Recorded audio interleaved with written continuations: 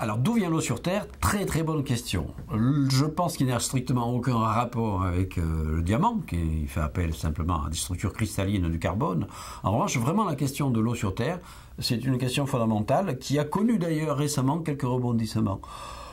On soupçonnait depuis longtemps qu'une partie de l'eau sur Terre, l'eau en général, l'eau des océans, l'eau des rivières, etc., l'eau qui est dans l'atmosphère, etc., avait une origine céleste, mais une petite partie seulement. Parce qu'on sait tout simplement que, par exemple, la Terre primitive, il y a à peu près 4 milliards d'années, a reçu un véritable bombardement d'astéroïdes, de météorites, de comètes qui ont de l'eau, et donc cette eau a été déposée. Voilà.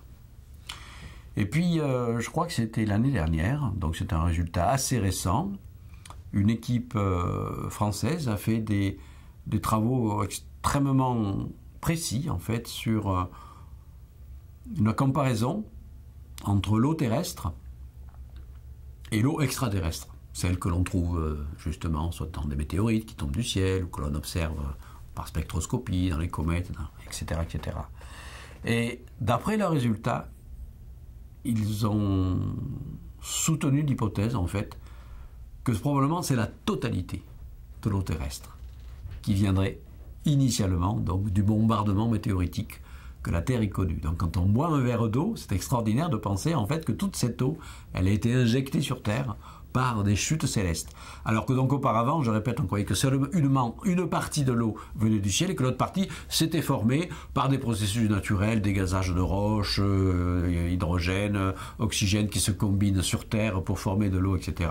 Mais selon donc les derniers résultats, il semblerait non que ce soit effectivement de l'eau qui vienne du ciel. On peut même remonter encore plus loin dans la généalogie de l'eau. C'est quelque chose que j'aime bien raconter dans mes conférences. Quand on boit un verre d'eau, je bois un verre d'eau si j'ai soif, non seulement cette eau en tant que H2O vient initialement des météorites et des comètes qui sont tombées sur Terre il y a plus de 4 milliards d'années, mais si on remonte plus loin, H2O c'est hydrogène et oxygène.